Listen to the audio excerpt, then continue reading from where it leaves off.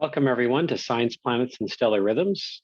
Your host, Erik Roth, here with another episode of my YouTube channel. I'd like to talk about a little bit. There's obviously, as you know, there has been a bit of a delay in the recording of this coming episode due to my travels. I was traveling through California and Arizona doing readings and meeting with friends as well as some family. And now coming back up here, I also did a class about Pluto back on the 3rd in Northern California in Willow Creek. So I'm planning on doing more travels upcoming in the winter time after the beginning in January.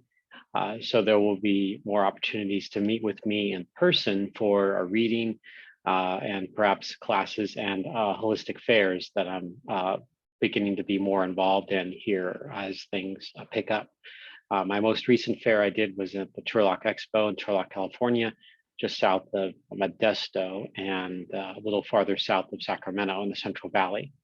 And there's going to be more fairs I'll do in January and through the several fairs throughout 2022. So stay tuned for updates about that.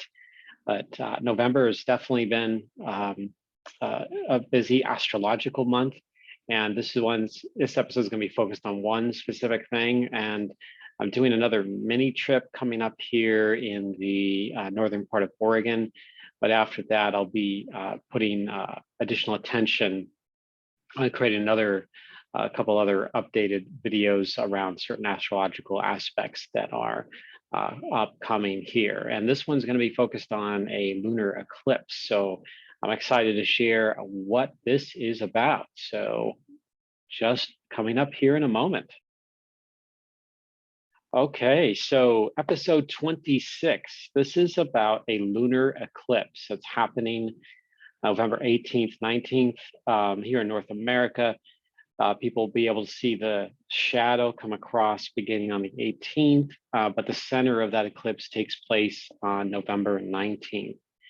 And so this is going to be, I'm going to talk about the visibility of this eclipse, talk about where it's located in the sky, and the astrological meaning behind this. And what I'd like to do is just give another acknowledgement and implication to creation itself, to the four elements, all of the planets and asteroids, the sun and moon, and all the spirits and allies that are present with us each and every day. And of course, Gaia, our Mother Earth. I'd like to bring that in and honor her and share our love and our appreciation and gratefulness for this breath of creation that is we get to breathe in each and every day here on this wonderful planet. Okay, thank you. So we have a near total lunar eclipse in the sign of Taurus. And this is going to be activating, which has been strongly been activated throughout really the end of October and into here, being the first part of November, the first half of November, the Taurus-Scorpio polarity. And then we're going to look at the astrological importance of this lunar eclipse. So a lot to discuss as we go into this. All right, so this eclipse, they consider it a partial eclipse. And so this is really interesting. So when I looked ahead and saw that this was a partial eclipse, I didn't think that it was going to be that dynamic to witness with our eyes. But it turns out that it is going to be 97% covered by the center of Earth's umbra, or center of its shadow, and just 3% of it in the penumbra. So it's just like the sort of the shadow of the shadow of the Earth.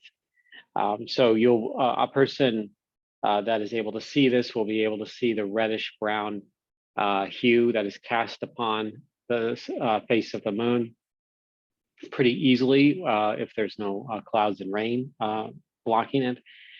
So it really is one to stay up, and it takes place in the middle of the night the center of which is around 1 o'clock in the morning, the Pacific Coast time, 4 o'clock in the morning on the East Coast, here in the United States and in Canada. I'm gonna show you the map of where the other visible locations are as well. So this is taken from earthsky.org, this graphic. And so you can find more information about this eclipse in a few different websites, but this one is a good one to look at as well, if you have some familiarity with this.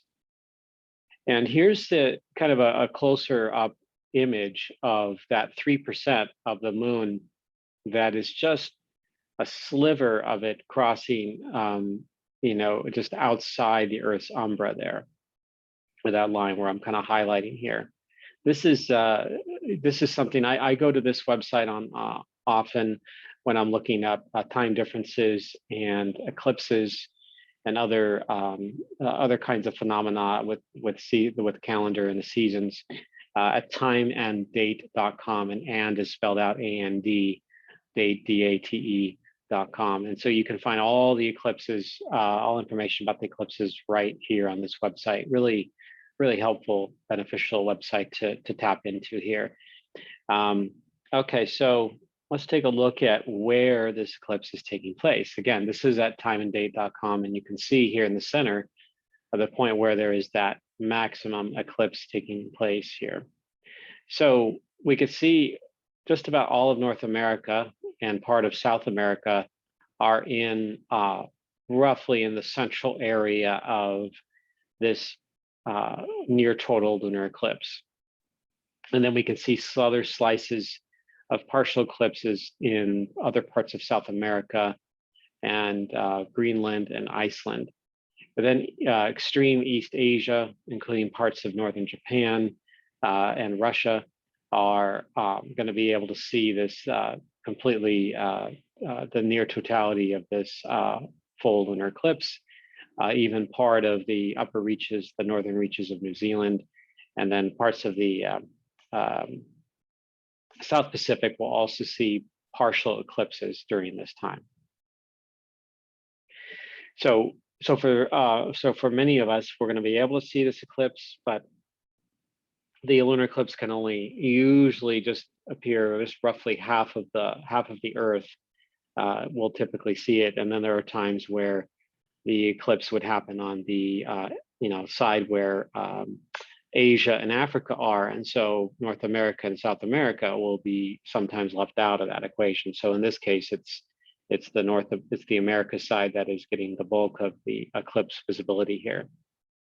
And just because it's not quite total, it's still an amazing eclipse and worth seeing, and still where it's located. I'm going to show you some night sky images of this and what it really means as astrologically speaking. So we're going to get into that here. Okay, so here's the placement of the lunar eclipse on this sky map here. I'm going to bring up another map called Stellarium that I use, a night sky software that is free to use on one's laptop or PC or Mac, but does the actual app on mobile devices such as the phones and tablets. That's where they do charge for that. But it is a powerful app, and it really gives you a lot of great information about the night sky and really helps you navigate that. So this lunar eclipse here at 27 degrees, 14 minutes of Taurus. So we can also see here the star cluster Pleiades between 29 degrees Taurus and 0 degrees Gemini. So it's a conjunction between the lunar eclipse, which is a full moon eclipse, right there with the Pleiades. Also part of the deal of this eclipse is the star Algol, which represents the head of Medusa in the constellation of Perseus. And this is something I'm actually going to be talking a lot about in an upcoming webinar and in the Bohemian Star webinar series that I do with Caitlin Castell. So you can find out about that on my website, as well as at the end credits at mystaralchemy.com. But whenever we have a lunar eclipse, or really in a solar eclipse that is conjunct a particular star or area of the sky like this, it activates that. It brings those alive. And really, this whole region of the sky is really powerfully seen. In fact, happening at a time when this the larger Lakota sacred hoop of stars is becoming more and more visible to the planet in the mid evening time period. And so this is an opportunity to really take a look and gaze at that. If you have some clear skies, this is wow, what a spectacular sight that this is going to be. But Pleiades and Algol and this area of the sky that it's activating, this is I would say to some degree more trending if we're looking at it as if it was more feminine than masculine. It would be more trending toward the feminine area of the sky, and also the region of the sky that represents sort of the longer history of humanity and how the patriarchy came over and eventually took over what the matrilineal and matriarchal governments and cultures that were in place many thousands of years ago. Not all over the globe, but in many parts of the globe that was happening. And the story of Perseus and Medusa is part of sort of the leftover energy of that, where Perseus has to go, and in order for him to save sort of the princess, in order for him to save the town from the Kraken, the sea monster, he has to actually go into the underworld, or at the edge of the underworld, crossing over into the river Styx to take Medusa's head, which can turn anything into stone if gazed upon it. And so, without any, any second thoughts about that, it's capturing this creature that was essentially like dumped on by all the ills of the sort of the patriarchal energy into like the sort of the pure, when I say primal madness or energy of the feminine, and I would say on a deeper level, Mother Earth, nature, the primal energy of that, trying to, it's like conquering of nature. And, the earth has kind of an inherent nurturing and primal quality to it.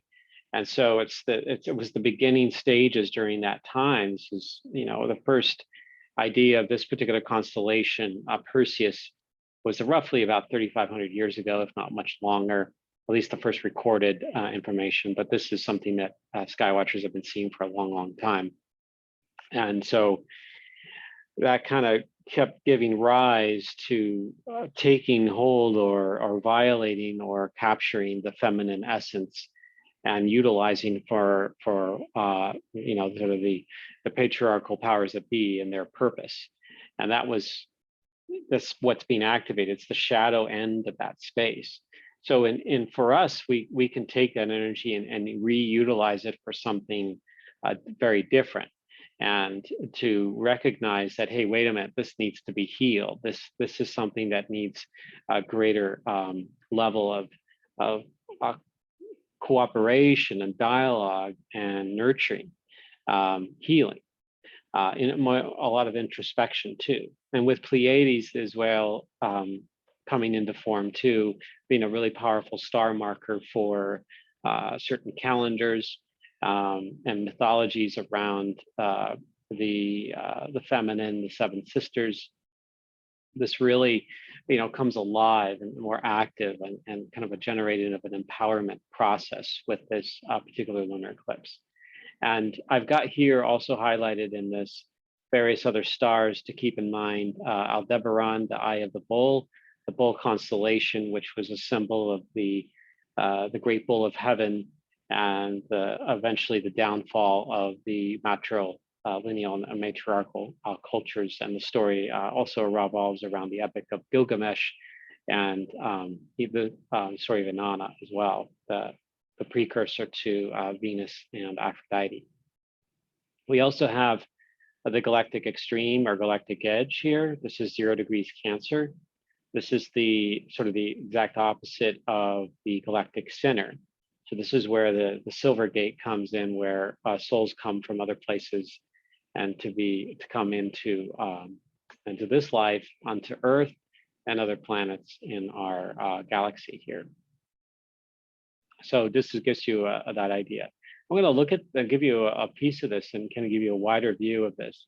Here's the program Stellarium. There's the lunar eclipse that's taking place, and this is, let me move it back to 1 o'clock in the morning here in the Pacific Coast, where I am in Medford, Oregon. This is where that takes place, at least the time-wise. And if we zoom out, we can see the sacred hoop. We can see Pleiades. We can see Rigel, Procyon. We see Sirius down here at the bottom of this left-hand screen. And then we see Castor and Pollux, and then Capella, all part of this great sacred hoop. And Algol is just outside of that sacred hoop, but part of it energetically, it's kind of contained, especially this really the power of the feminine, the empowerment of the feminine, but also the original violation of the feminine, back thousands of years ago, projected upon that particular star there. So again, this is a program that for those of you that want to know more about the night sky, this is a great tool to use and help you get to that. But here's we zoom in on the eclipse, you can really get a bit closer to it. And you can see that sliver of the moon where it's not quite in shadow, but the rest of it kind of has this reddish brown hue to it. And that is, and I'm going to talk about what that means. So we'll get to the other slides here. All right, so let's take a look. A Taurus lunar eclipse, the polarity of Scorpio. So this is, Taurus represents our comforts. That represents our pleasures and, and sensuality along with the Earth's Garden of Eden. With Scorpio, it's an exchange of life force or chi between the archetypal forces. So this is what that polarity represents, the sensuality, sexuality, life force energy, in particular, comforts and pleasures, the receiving of it and the drawing in of it. So a Scorpio isn't necessarily, quote, a receiver archetype, but it's something that it catalyzes and draws into itself sometimes the shadow or a life force energy and kind of walks on the edge. So lunar eclipses typically deal with the shadow and its projection of Earth's shadow upon the moon. But it's also, and that's what gives it its color, all the sunsets and sunrises that are happening on the planet are also being projected onto this other world that's orbiting us, the moon, Luna. So that's what gives it that reddish brown appearance. And so this can provide us with an opportunity to look deep into our own comforts and shadows as we foster a new beginning in the deep well of our relationship with Earth. So our relationships and comforts, our relationship with Earth itself, and how much are we willing to sacrifice in order to get maximum comfort and maximum pleasures and conveniences, entertainment that can be comfortable and pleasurable, the convenience of everything at our doorstep. When we push a button, everything can get delivered here. So these are all issues that are coming up with this particular alignment. And it helps us, I think this eclipse helps us go into the well of that energy for ourselves. In addition, we want to look at the Sabian symbol of this lunar eclipse. I look at two different areas. I look at astrologer Dane Rudhyar, Rudhyar, for his Sabian symbols, but I also have the book of Linda Hill and the Sabian Oracle.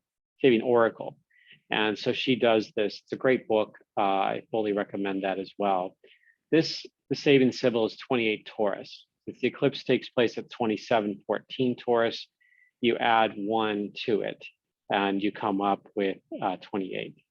So the symbol is a woman in middle life stands in rapt sudden realization of forgotten charms in unexpected recovery of romance. The key words of this is finding a renewal of love, knowledge, and interest when it looked like all opportunities had passed, second chances, starting over, menopause, romance renewed, awakening life promises, flowering of love, life, and joy, sudden realizations. So I write here that this appears to be an eclipse of renewed life and dreams beyond the first half of life. It is a post-Chiron return of sorts, which is roughly around 50, and a spark of something new emerging, the debris and the complexity of what was once there, perhaps now healed. So this is a fairly complex lunar eclipse. This just adds to the desire of something more that we want here with our relationship to Earth and the renewal of our soul. We are in a time of great transition here on this planet, and especially here in the United States, with the various structures and systems going through a death rebirth: education, health, political, government, economic, social, all of those going through a death rebirth. But until we, when I say face our truths, face the comforts and pleasures that we've gone used to, and getting into maybe a new space of reimagining this, of how to do it better with greater balance to Earth, this can be, this eclipse may be able to help us come into that space. So again, it all depends on our perspective and how we take this in, how open we are to receiving the messages from this particular eclipse. And one last thing about this eclipse is that all eclipses, and I'll be doing one for the December 4th eclipse, which is a total solar eclipse in Antarctica. So I'm looking forward to doing that video. But this lunar eclipse is part of something called Saros 126. Saros is a eclipse family that happens, basically the eclipses that are most similar to it will take place 18 years later, and the one most similar to it before is 18 years prior to that, or to be more exact, 18 years and 11 days. The last time this lunar eclipse took place was part of the Saros 126 family, was on November 9th, 2003 at 16 degrees Taurus. And the next one in this family, which will also be a partial one, November 30th, 2039, what had taken place at 8 degrees, will take place at 8 degrees Gemini. So it kind of moves a little bit further into the future there. Well, the one in the past, took place at, earlier in the Taurus level. You can see that it's about 11 degrees difference with the movement of the eclipse family itself. And so these eclipse families, or the Saroses, can span anywhere from 1,226 years to almost 1,500 years. And all solar eclipses and lunar eclipses are part of Saros families. So this November 19th eclipse will be the first one that's past a total lunar eclipse. Like the one that took place in 2003, that was a total lunar eclipse, was 100% covered. But the one that takes place 18 years later is going to be even more partial than the one that's happening this year. So all subsequent lunar eclipses in 126 will be partial from here on out. So we've already reached the peak period of this Saros family, and all subsequent eclipses 18 years apart in the future will continue to be partial, and it won't end until 2472, and that brings the total from 1,244 years of this particular eclipse family, which began all the way back in 1228. So the 13th century, that was roughly the time of, the Crusades and the Middle Ages. And so we have some, we're coming into a time where this particular period is going to be coming to an end. Obviously, 400 centuries from now, or 400 years from now, 4 centuries from now, but we're nearing that potentiality, and this is a transition time. And so I think it's having this eclipse and being in that transition. This is kind of symbolic of that experience that we're having here on this planet. Okay, so this has been a presentation by Spiral Nexus, my practice, and spiralnexus.com. I also do classes with mystaralchemy.com with Kaylin Castell. And this paradigm, Shamanic astrology paradigm, is based upon the teachings of Daniel Giamario. It can be found at shamanicastrology.com. And you could contact me for readings if you're curious about classes, events, astrocartography. Feel free to email me at spiralnexus@gmail.com. And please do like and subscribe if this is something that you enjoy watching and getting updates on. I do these as often as I can, kind of a one-person show here doing all of this. And so that's why I wasn't able to do it during my travels. I was just too busy for me to really to get the mental bandwidth to wrap around this. But now I'm getting back into the fold, as it were, with all of this. So I'm excited about the possibilities of other videos here and seeing you all. And also keep in mind, I do semi-monthly Astro meetup groups online. And so if you subscribe to my newsletter, you can get updates about that. Our next one is upcoming here on December 5th. And so we can, we can tune into, what that, what the eclipse season is represented. We can tune into other astrological alignments. It's an open discussion about different astrology topics and world events and how they all relate, but also on our personal level, we get to discuss what's going on with ourselves and the astrological initiations that are happening. So I wish all of you a wonderful eclipse season coming up. And this is, we're in really powerful transformational times. And I wish you all to take care and to look up to the stars. They are our guides, along with the planets, the moon and the sun and beyond. Be well, everyone, and take good care.